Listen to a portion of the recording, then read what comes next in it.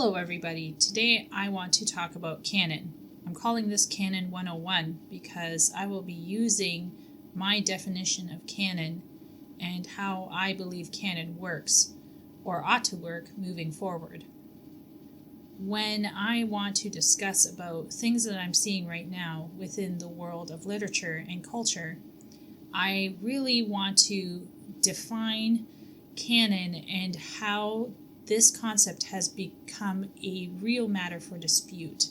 Let's begin with a very basic definition of canon.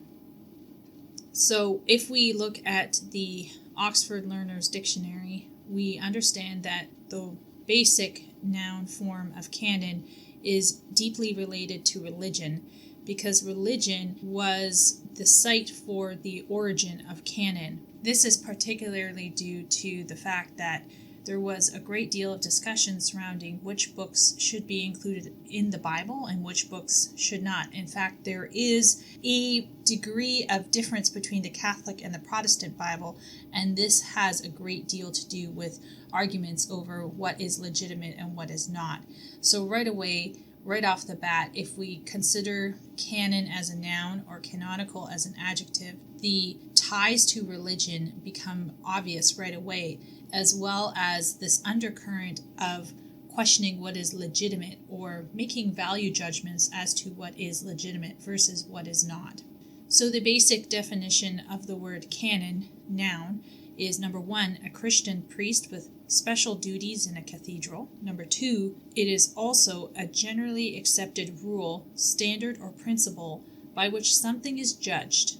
Number 3, it is a list of the books or other works that are generally accepted as the real work of a particular writer or as being important. And number 4, it is a piece of music in which singers or instruments take in turns to repeat the melody. In all of these examples of canon, noun, we can see right away that there is an idea of value judgment. There is an idea of a general rule. There is an idea of exclusivity. If we look at the word canonical, which is the adjective form, we have number 1, included in a list of holy books that are accepted as what they are claimed to be. Number 2, according to the law of the Christian Church. So these first two definitions, like I said, are deeply tied to religious concerns over legitimization and rule. Number 3, accepted as belonging to the group of writers or works of literature that must be highly respected. Number 4, accepted as being true, correct, and established. And 5 is a more specialist kind of term, in the simplest accepted form in mathematics. Now, I'm not going to talk about the mathematical specialist term because I don't know much about that. What I'd like to focus on is number 3, which is stating that canonical in terms of literature is a group of writers or works of literature that, air quotes, must be highly respected. And I think that right there starts to get to the crux of the issue.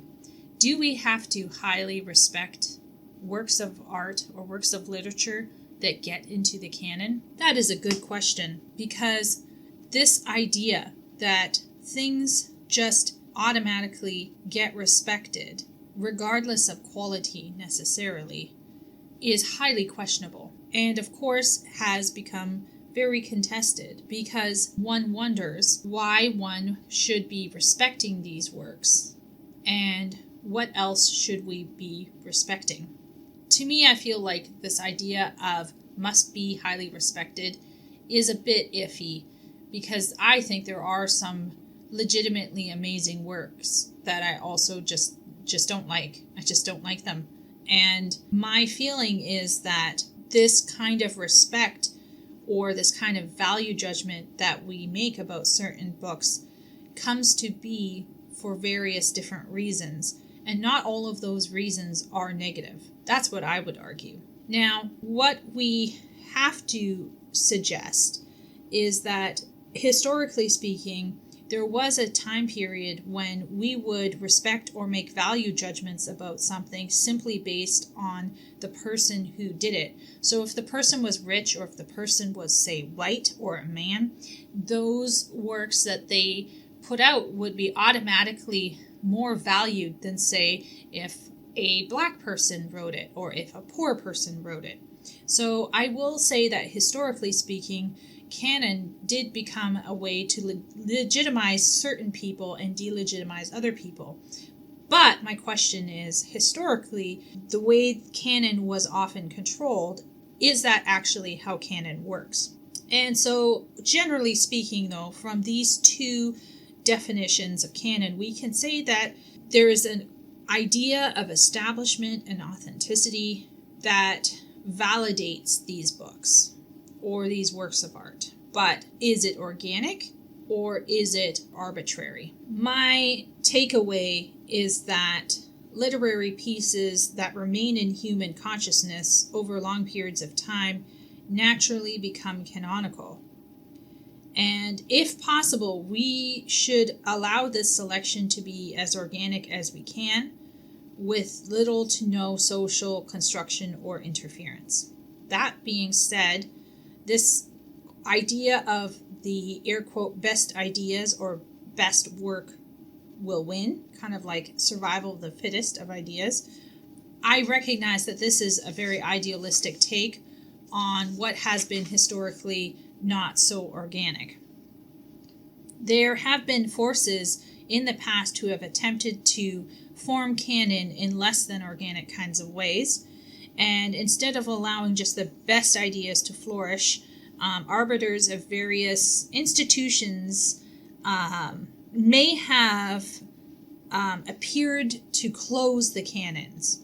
I say appeared to because I would argue that even with the best of intentions or worst of intentions, the canon is still its own beast. Out of the struggle for dominance or value, there are two approaches to canon. Number one is what I would call the progressive cultural studies type of approach to canon, and number two is the conservative or traditional school approach to canon.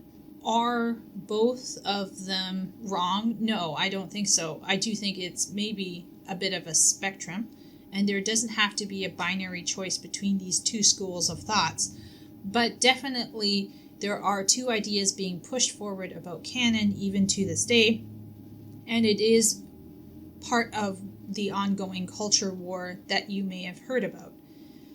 So looking at the progressive cultural studies approach first, this perspective I'm going to be looking at is most commonly held in many universities today.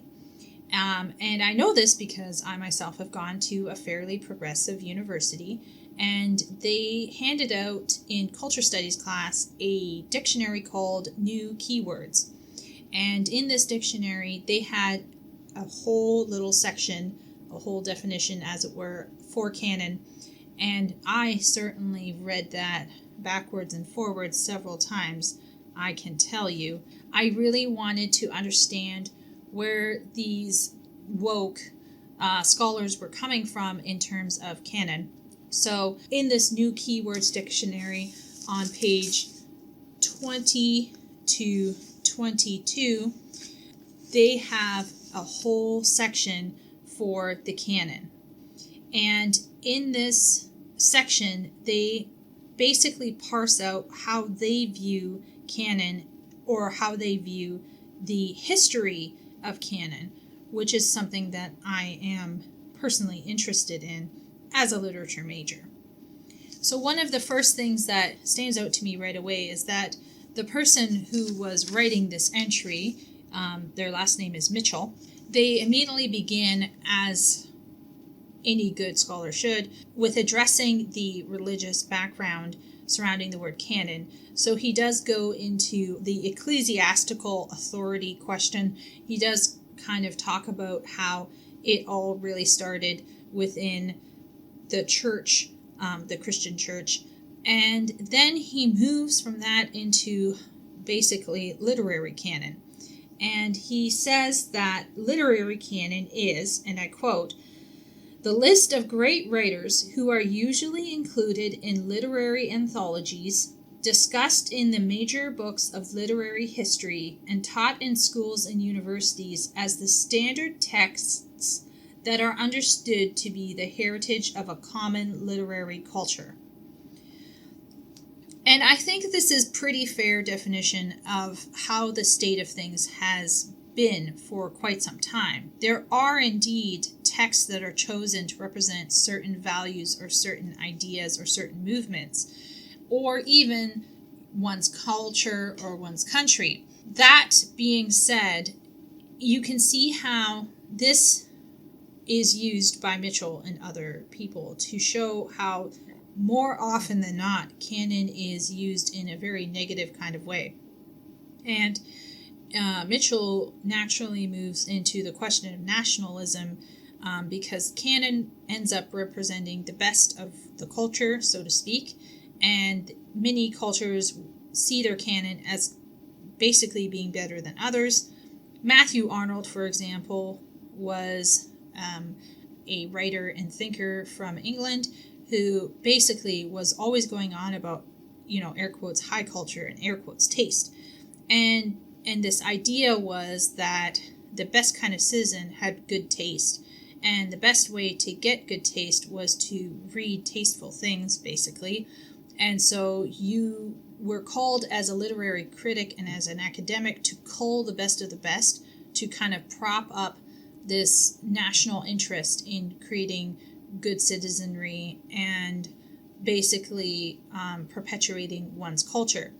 And I would argue that, yes, this does indeed happen, but I mean, every country does it. I don't want to sound like I'm doing some kind of whataboutism here, but what I mean to argue is that perhaps this is part of human nature, that one wants one's personal group, whatever that might look like, to flourish, and that can result in an attempt to basically cull or archive the best works of that group, or the best experiences, or to share the best experiences of that group.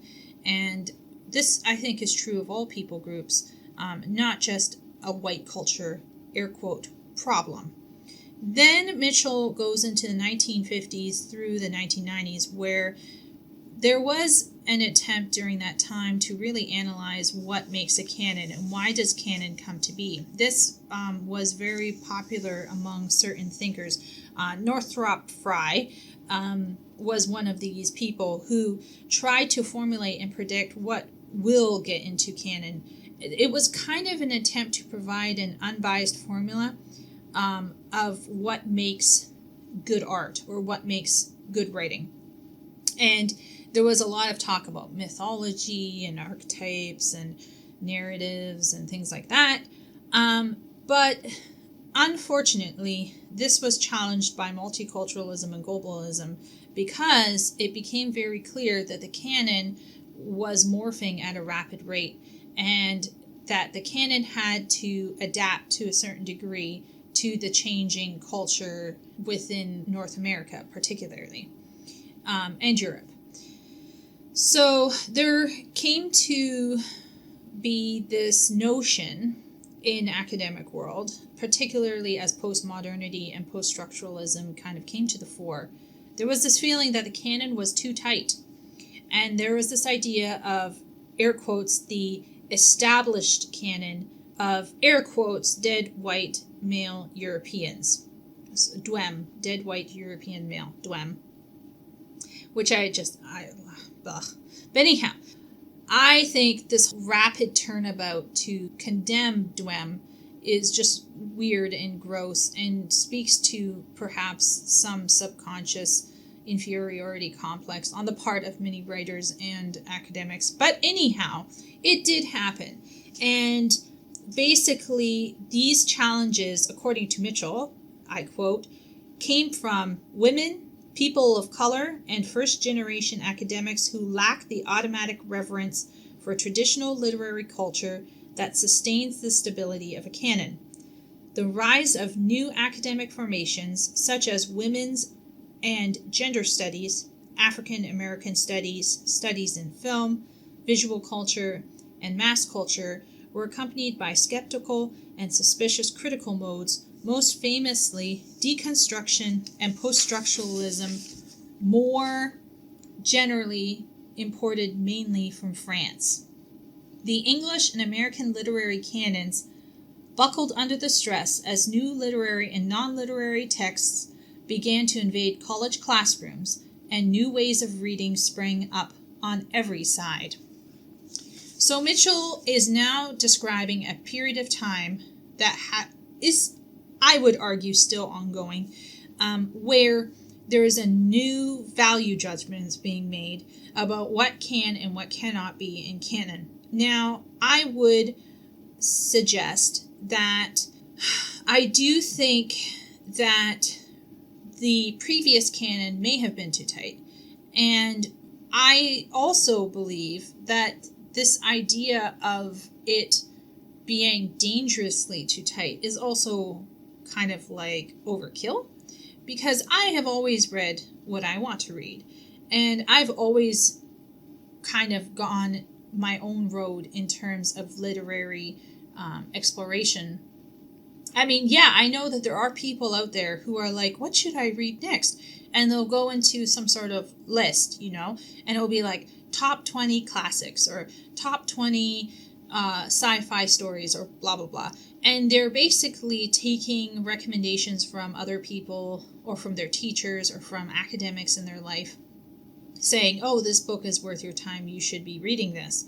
And I do think that this very basic level of us going out and asking for recommendations is kind of what feeds into the life of canon, so to speak.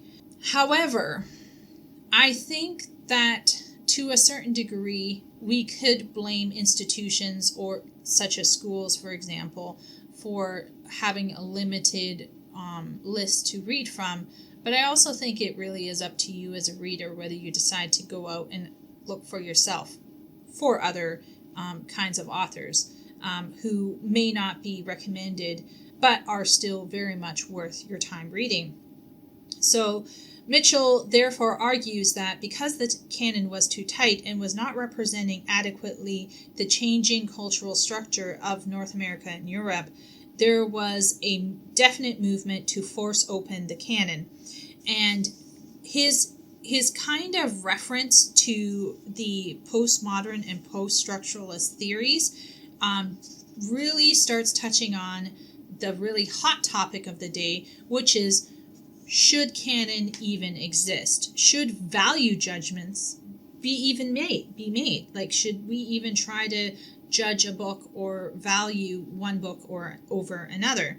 And I will have to say that Mitchell does attempt to minimize and distance himself from these very destructive ideas about just letting the canon go.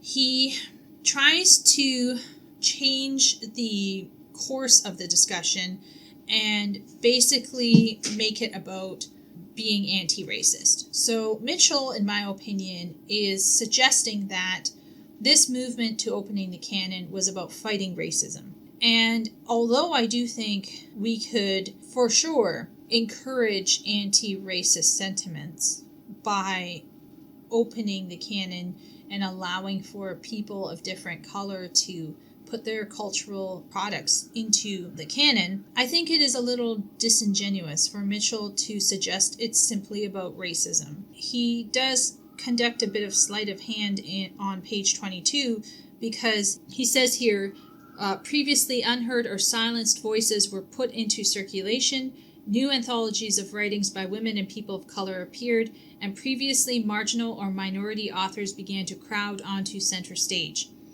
And he is therefore trying to say, no, this movement to open the canon was simply to allow oppressed people speak out, and this is about anti-racism, this is about anti-sexism, nothing to worry about here.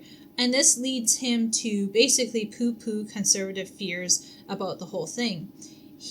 First of all, he poses this whole question of destroying the canon as some kind of a past problem. So he says at one point, the question of the canon became central in the US to what were called the culture wars, and efforts were mounted to roll back the tide of new writers and to reinstall the traditional canon. Accusations of political correctness, specters of anarchy, unbridled relativism, skepticism, and nihilism filled the op-ed pages of American newspapers, and air quotes, Western civilization was declared to be in grave danger from tenured radicals and multiculturalism. Okay. All right. So first you can see that he's using a lot of past tense in this excerpt.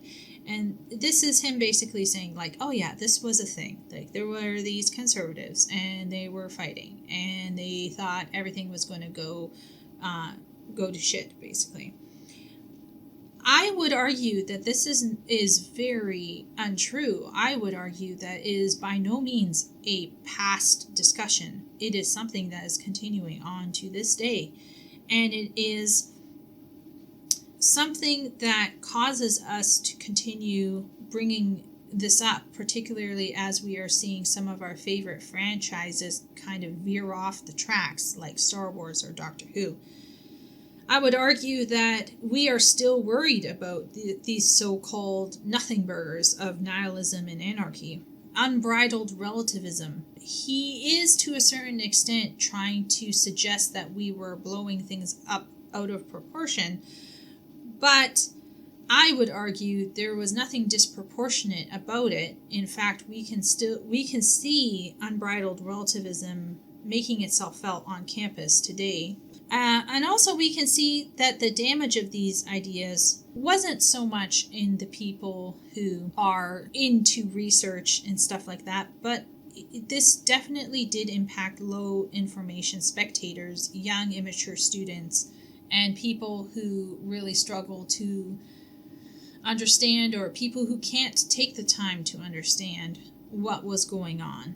And also we can figure out what to drop and what new things to pick up.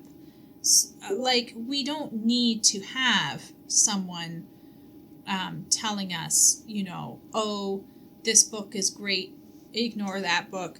I think we can make those decisions for ourselves. So I was in university and I was blown away when for one class we had these small tutorials, more of a hands-on interactive way to deal with class concepts. And I was really freaked out when one of the TAs was answering a question one of the students had posed, which was how to define postmodernity exactly. And the TA's response was, oh, this is too difficult to fully understand, blah, blah, blah. It's you can't get it in a nutshell. It's a difficult definition for you. And she was talking to a second year student, and I was just really confused. And I realized as the year went on and as I continued studying for the next couple of years, that nobody was really being open and honest about what postmodernity and deconstructionism actually was. There was this kind of shielding of this information from the lower students to an extent that it felt like I was in some kind of higher learning cult, because there was this idea that there were concepts that were too difficult for you to understand. And I got the feeling that many students legitimately didn't understand, and they would leave university not fully understanding. And I knew that many of them were going to become teachers or journalists or writers, and they would end up eventually just saying things to people, either as journalists or as teachers, without fully understanding the fallout and the consequences and the ramifications of what they were propagating. And to a certain degree, that's why we are having today this kind of virtue signaling and this kind of activism happening right now in North America and Europe, because this is a way for people who really don't understand how to adequately argue or even talk about what they believe. It's the only way that they can maintain their positions of power and their moral positions, their supposed moral positions. So anyway, when I read this part where Mitchell is basically suggesting that the conservatives are being paranoiac, I felt like that wasn't really fair to what actually was going on in the culture wars, especially in the past few years, which is a shame, because he should have noted that certain questions have been raised that I do believe are legitimate and need to be addressed from the conservatives. Then he went to discuss the liberals, or the left. And it was a bit surprising to me, and I did underline it because I did think it was really fascinating. He wrote, "On the left, an equally vulgar reduction of canons to thinly veiled instruments of ideology and tools of domination by dead white males kept the public debate at a fairly low level." So basically he is saying, the right are saying destroying canon equals anarchy, and he's saying that the left is suggesting that keeping canon equals fascism. And he is suggesting that both sides have a point, but they need to really reduce the stupidity on both sides. Now, I would argue he is a bit tougher on the conservatives than he is on the liberals, but he is pointing out that the liberals have an issue when they are arguing that canons are just ways for people to shut people they don't like up. And that is because historically that is not true. There were many people who got into the canon who on any ordinary day may not have normally gotten to the canon if there were truly this kind of almost Illuminati type domination going on. Unfortunately, I would argue that most campuses have only left voices. So when he suggests this idea about canon is like a thinly veiled instruments of power, etc., I would argue that this is a legitimate issue on campuses. This is what the conservatives are reacting to, and this is really being propagated about canon to a large degree, while at the same time suggesting that maybe we can save canon somehow if we can just make it diverse enough. I think that this is very ideologically driven because it is still a discussion about controlling the canon, and I want to go into why we really can't control the canon. But for now, let's just say that Mitchell does address the fact that some people on the left are reducing canon as being just a way to make certain voices heard over other voices, when that is not true all the time, at least anyway. I would say, for example, when I was at school, there was this girl who really hated Dwem. She really went after Lovecraft, Poe, and J.K. Rowling. And my professor, who was a very progressive person, had to step in and kind of advocate for some of these people because, as she pointed out, historically, Edgar Allan Poe and even Lovecraft to a certain degree had really difficult lives. Like, their lives were full of hardship and trauma and probably mental instability as a result, that for us to suggest that all authors who made it into the canon are somehow part and parcel of or are active participants in domination is ludicrous. Lovecraft died with, I believe, some kind of a stomach or bowel cancer because he basically had starved his body too much due to lack of employment. So to suggest that all authors who are in the canon are representative of some kind of institutional domination or supremacy, white supremacy or something like that, is really dumb. Some of them, like, for example, Lovecraft, clearly had issues like racism.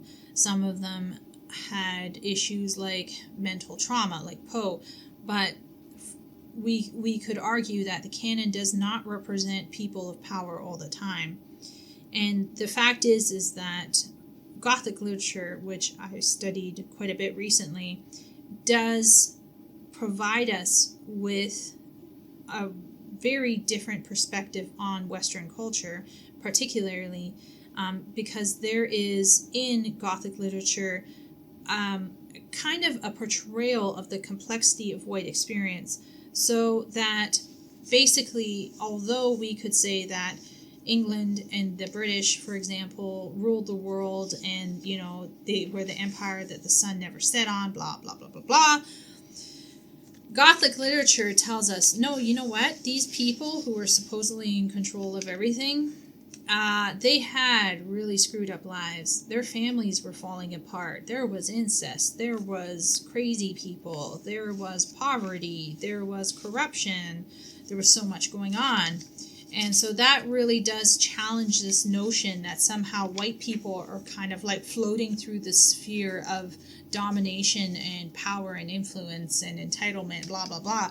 When Gothic literature is basically coming out and saying, hey, look at this screwed up stuff happening, and it's all white people doing it to white people. So that is a very difficult and complex situation that some ideologically driven academics and students may fail to appreciate. And this is why the definition of canon is so crucial, because it allows us to kind of revisit the lives of authors who were writers. And it allows us to revisit what it is that we think is important. And Mitchell, I feel like in his dictionary definition, his kind of small little article in New Keywords, he is attempting to rescue canon from the wreckage of history, and he is attempting to keep canon. I don't think Mitchell is ready to abandon canon altogether, but he has pointed out that there are people who do kind of want to just reject canon outright and say that there shouldn't be any kinds of value judgments at all. He ends his entry with, there are now multiple canons and emergent hybrid formations such as world literature that are anything but stable or fixed. So he ends with this notion that maybe canon isn't something that is so set in stone and that it changes over time. And I think that is actually a more rounded view of what is going on in canon. So that is the, shall I say, progressive view of canon. That is to say, canon has to do with value judgments. It's linked to nationalism. It is arguably linked to racism and sexism. Maybe the canon should go. Maybe it should stay, but be more diverse. It definitely needs to reflect the world in which we live in today. Well, one of the most interesting things about this entry is that when Mitchell invokes conservatives, he starts quoting somebody called Bloom. And this piqued my interest because as soon as he mentioned this name, Bloom, I had to find out who this person was. I'm very familiar with Jung and Fry to a certain degree, and various other, Joseph Campbell, for example, theorists, but Harold Bloom was somebody I was not fully familiar with. I had heard of him before, but I'd never read any of his written work. So I went out and I found a book that he wrote called The Western Canon. I think I found it at a second-hand store. So I was very, very pleased. I took it home right away and I thought, haha, this is the person that Mitchell was saying is part of this conservative movement that is attempting to hold on to this traditional canon. What does Bloom have to say? So Bloom wrote a book called The Western Canon. In it, he looks at a variety of stories or novels or plays or what have you that he believes should belong in the canon. However, he is arguing for a more organic canon, and his argument was very fascinating to me, and it kind of made sense, actually. He basically argued that we have canon not because we are trying to tell people what to read or what not to read, or we're not attempting to silence or give voice to various people, but canon creation happens because we have a limited time to read and understand works of art or works of literature. So we must, by that nature, be exclusive or selective.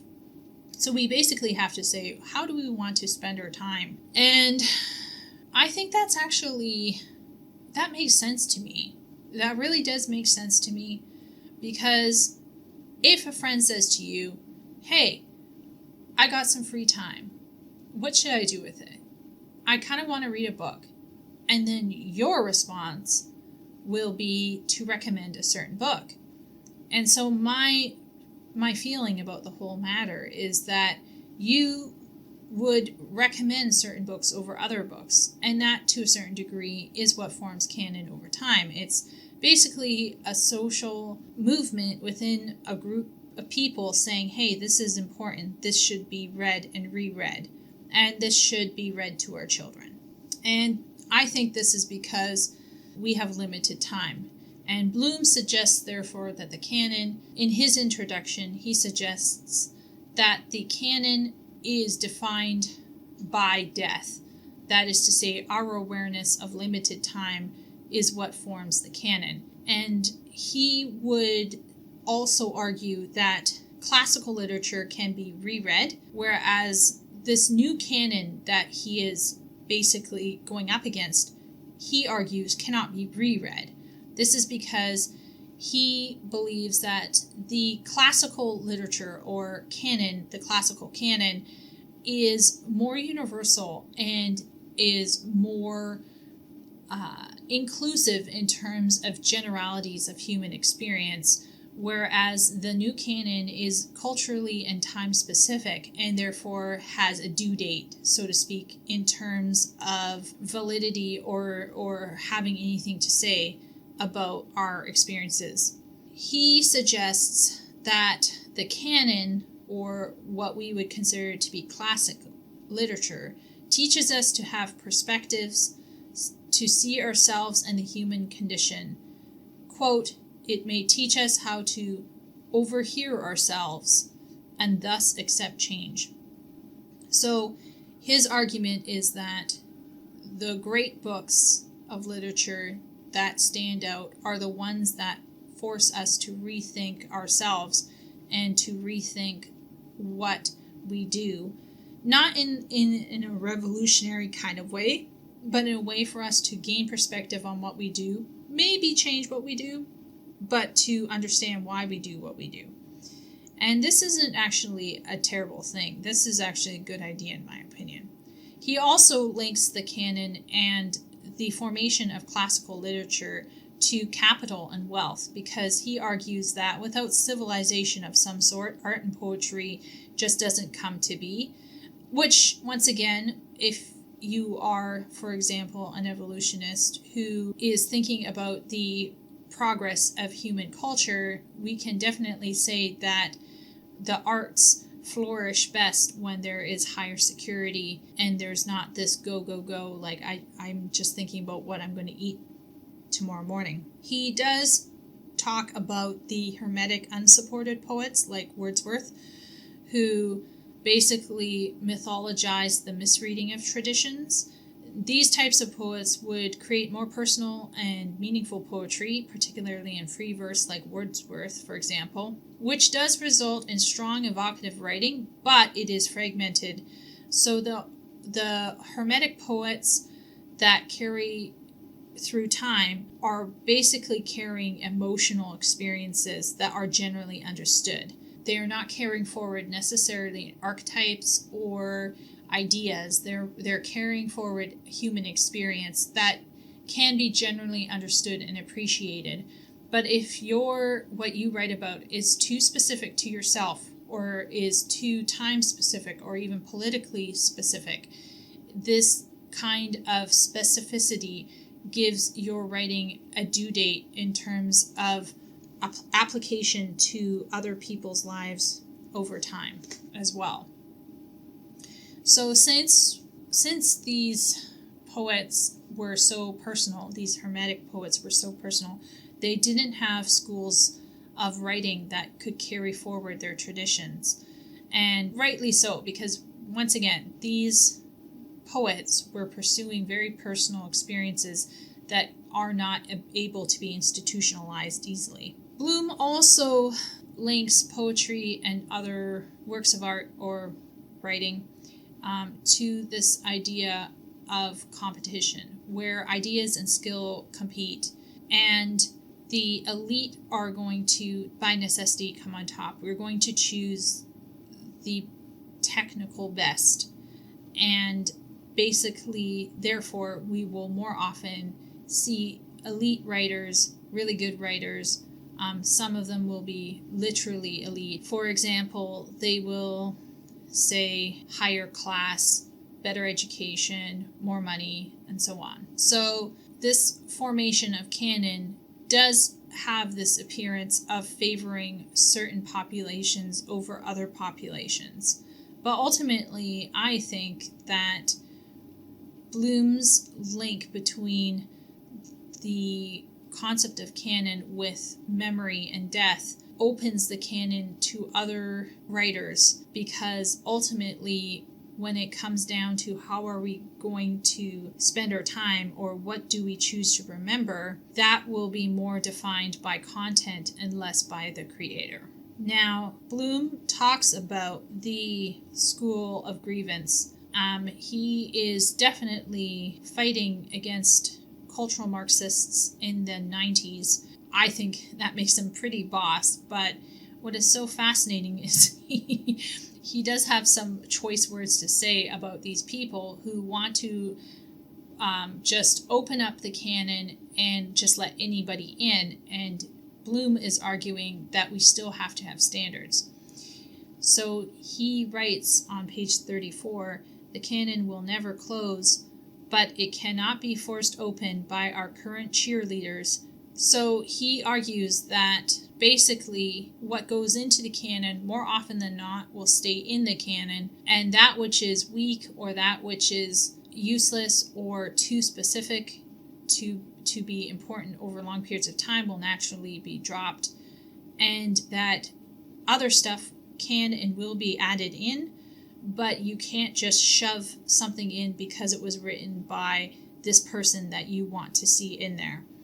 And he suggests that getting into the canon for some people is like easy immortality, but he argues that that is just as terrible as closing the canon, the attempt to close off the canon by earlier institutional authorities.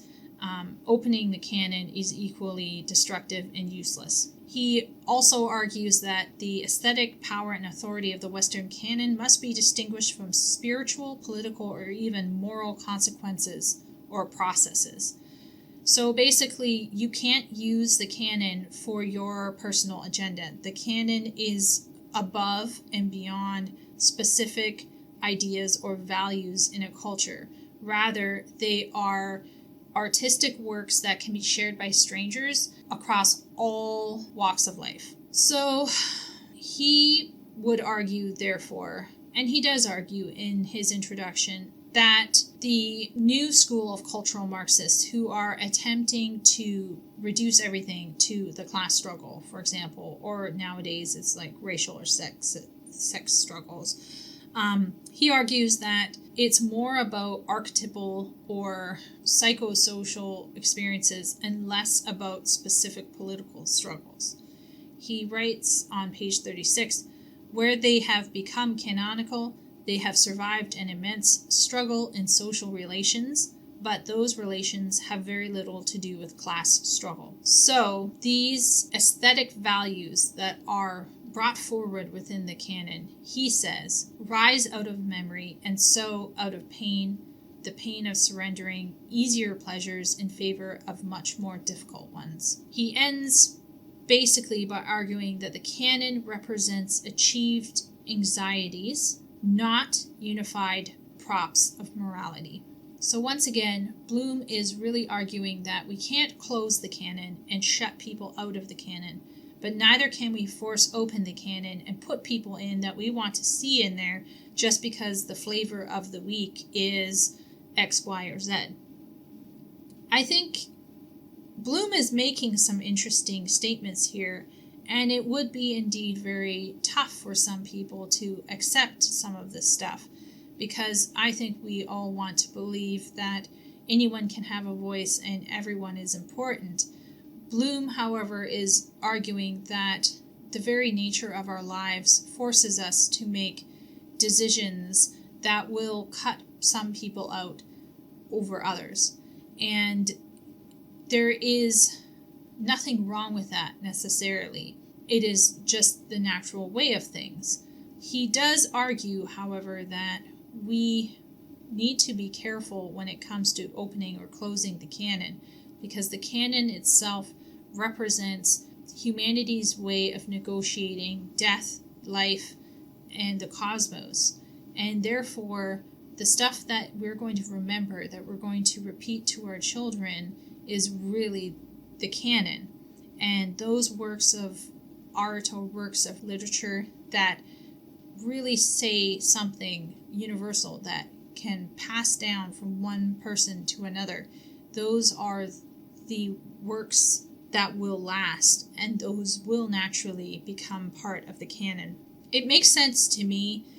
I'm thinking about Aesop's fables, which have these really small stories, like the fox and the grapes. And that whole fox and the grape story, for example, speaks to a human condition where someone wants something they cannot have, so then they turn around and denigrate what they were previously trying so hard to get. It has become so ingrained in our culture that we now have an expression in English called sour grapes. This is a direct link to this ancient story. So in my opinion, I really feel like some of these stories that are so simple, they don't have to be super complex. Many of them are mythological or fable-like, will remain in public consciousness for long periods of time in some form or another. An example that comes to mind would be Thor and Loki. These two very strong archetypes reappear in our culture over and over, more recently in the Marvel Cinematic Universe. It makes me think, why are they here again? What is about these two characters that drew artists and comic book writers and now film producers and directors and actors to take part in bringing these characters again to life, maybe with modern sensibilities, but still some core attributes remaining there within their core. And I think, therefore, the canon, in my opinion, could maybe be considered as a repository of the most energetic archetypes, the ones that hold the most psychic energy and can be carried forward again and again into the future in new and different ways.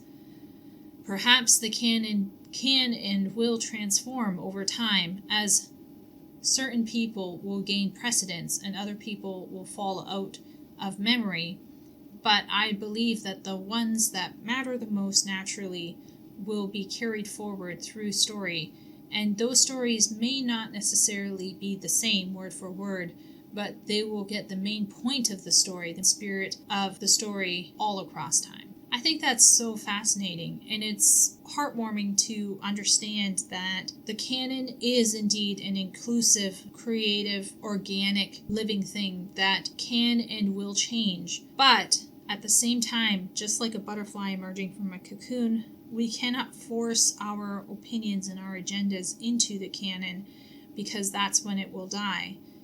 When a canon becomes stiff and rigid, it will eventually fall out of favor. It will eventually become boring and lose its life to a certain degree. By bringing a book or bringing something like a work of art into the academic space automatically kind of makes it lose its cool.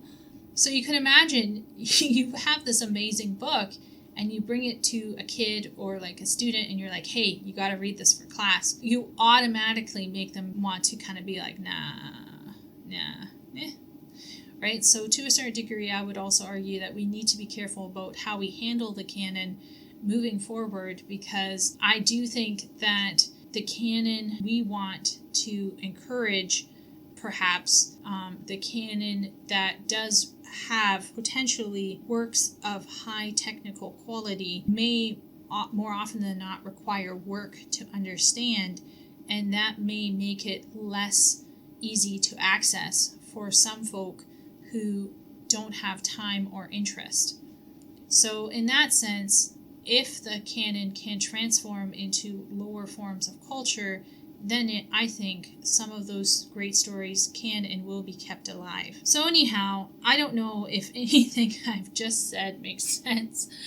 This is my third time recording this because there's just a lot of ideas burgeoning in my head about canon, and it really is becoming a bit of a hot topic right now because canon is becoming more and more contested as old IP become used by new producers and creatives who are appearing to use canonical literature for their own personal agendas. And so I'm suddenly wondering, should we be throwing canon out or not?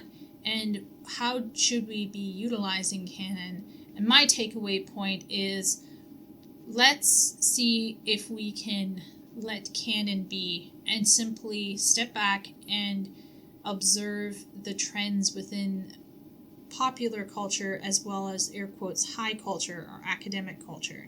And perhaps we can see some similarities or some ideas flowing from one part of society to another part of society, and we should treasure those moments where archetypal energy and where good ideas and strong technical skill are celebrated. I think we definitely should go down that road. And if the creators just happen to be, black or disabled or a woman or what have you, great. That's great, right? But let's not toss the baby out with the bathwater. Let's say, yeah, we can definitely encourage and bring in more voices of different experiences, etc., that may have great meaning for many people. But at the same point in time, let's not toss out Shakespeare or delegitimize Poe just because they happen to be dead white European males. So anyway, thanks for listening to my whole kind of rambling about canon. I'm finding it really fascinating. I hope you found it at least interesting.